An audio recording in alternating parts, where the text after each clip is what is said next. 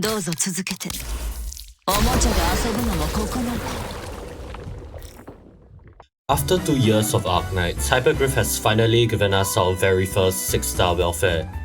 Now, problem is, AK welfares haven't exactly had a track record of being good. So, how does Gladiia stack up? Welcome back to Was It Worth, where today we will be talking about the new welfare 6-star Gladiia. I'll be going through her kit, use cases, and my opinions on masteries and the likes.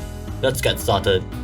Gladiia is the first and currently only 6-star specialist puller in the game. There's been understandably a lot of hype, but what does she actually bring to the table for regular players? Specialists are known to be generally amazing after all. The key to her versatility is in her Talent 1. Talent 1 provides a 2.5% regeneration to herself and all other Abyssal Hunters. It's on par with Port 5 Spectre's healing percentage and provides 58 HP per second for Gladiia herself. This talent makes an already broken Spectre even better, and it boosts Guard Skadi skill tree significantly. The heals don't magically make Skadi good, however. It's just a nice boost for Abyssal Hunter players and a big boost for Spectre players. What's really good about this talent is the self-heal. This fixes a problem pullers usually have: survivability. Pullers aren't made with tankiness in mind, they aren't made to be guards, but with this talent, Gladiia can essentially serve as one, so you can serve as a proper lane holder. It's especially evident in SV9, where she can deal with basically every enemy, and all she needs is a tower activator to keep her nervous impairment thing up. Moving on to Talent 2. Talent 2 boosts damage on enemies under weight 4 by 30%. This talent further boosts Gladiia's already impressive damage, which we'll talk about soon, on weaker enemies, which once again plays into her lane holding abilities. From here on out, I'll be adding talentless damage numbers under the talented numbers. With talent, she deals 1158 damage per hit, which becomes 642 DPS. High defense enemies go from 800 to 1200 defense, so being able to pierce the lower end with just auto attacks is impressive as is. This talent may seem like it only applies to small enemies too, but a surprising amount of elite enemies are actually weight 3. Stuff like Grudge Bearers, Blade Helms, Furies, they're all weight 3, which means you'll be doing maximum damage against them and you'll be able to use this talent more than you might expect. So, we are off to an extremely strong start for talent. But what about her skills? Skill 1 is an auto activation skill, just like every other puller skill 1. Huge differences: she can store charges. This one gimmick turns skill 1 from a skill you only ever use in Annihilation to a formidable and M3 worthy DPS skill. The charges allow her to do burst damage when she charges them up. At M3, this skill does 2430 damage per charge for an average DPS of 862.48. Not a particularly high number, but the high damage per hit and charges help it become a pretty good auto skill. And even better still, at the time of making this video, there's a very important stage that we can use it on soon: CC Spectrum's permanent map. You guys might have seen the Crab Lane, and on it Weedy's skill 2 being used, or Helica's skill 1, or Mountain skill 2. Gladiia is a completely free and viable option for that lane. Skill level 7 is enough to comfortably beat Risk 18 when paired with her self-healing. It also doesn't fall short in shifting. You can essentially stall an enemy for at least 6 seconds with 3 charges stored due to shifting imbalanced state, and keep them away from a specific lane if need be. And this also increases her usability in stages with holes, where she can pull consecutive enemies now. Case in point, Vaal skills, where skill 1 was the easiest and most comfortable way to start the map. Next up, skill 2. It's the first duration pulling skill, just like how Weedy's skill 2 was that, but for pushers. It increases her attack interval, attack, and range into a 3x3 range in front of her and targets too.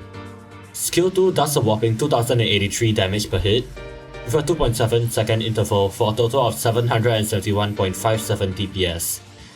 In addition to just that, it pulls with a large force every time, which is the standard highest force across all pullers, but it's duration this time. So yeah, it's pretty nuts. Even though it has less single target DPS than skill 1, because it does high damage per hit on each attack and has a long attack interval, the DPS is actually higher on pretty much anything with like 300 defense. This skill also has a pretty good rotation, 25-second charge with 30-second duration and has high initial SP to be heli drop. Due to the range and damage, this skill is extremely versatile.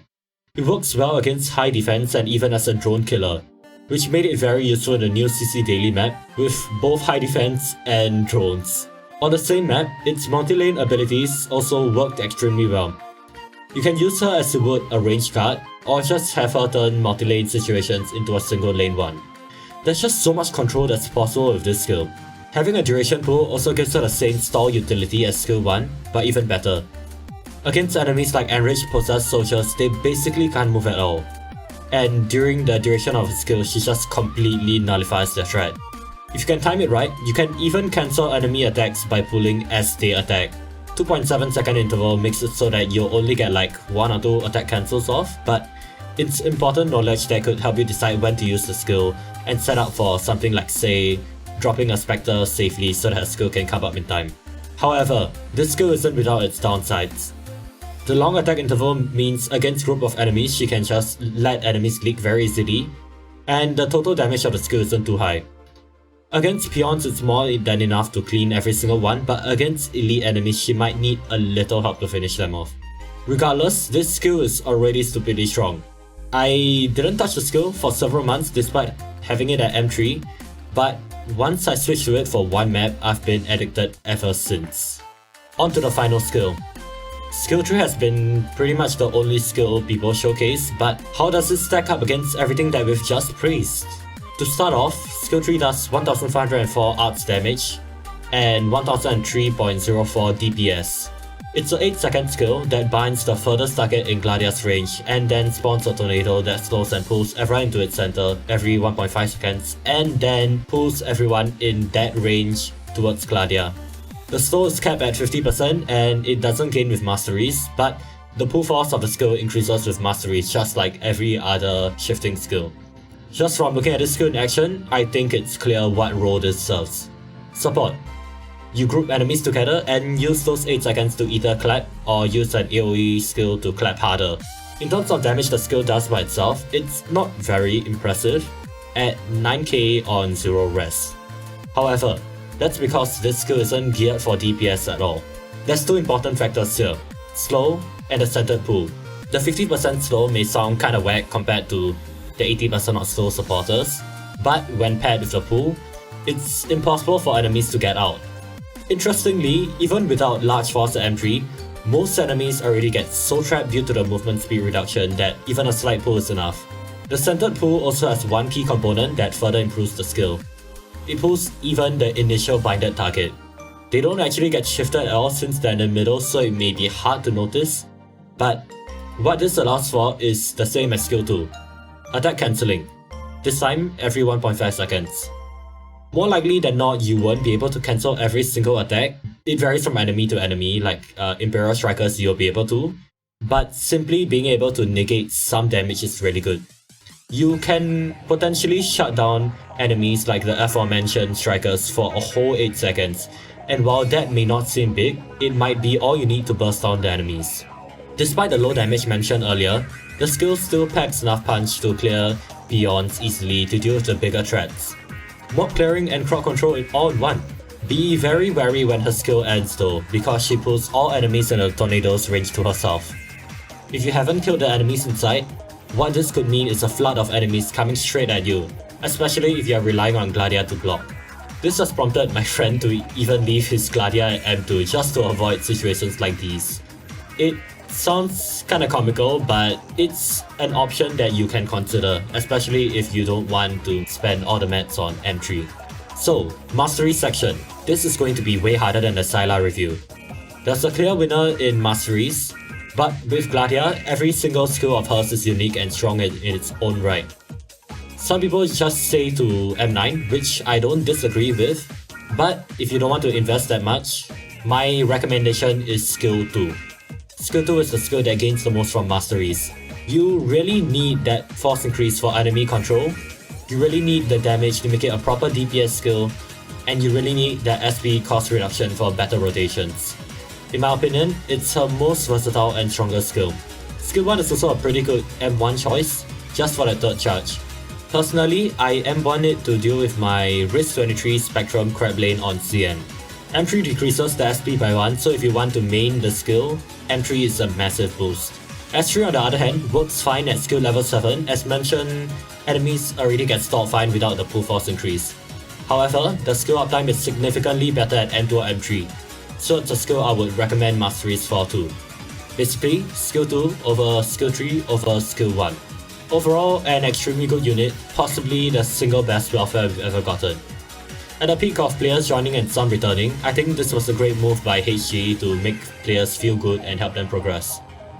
She's reached the highest risk in CC in both the new CCs as of making this video, although in Spectrum it was only on one specific strat, but it's still a real testament to her strength. I expect to see her in more high-end content. She's an op that I would highly recommend everyone to build.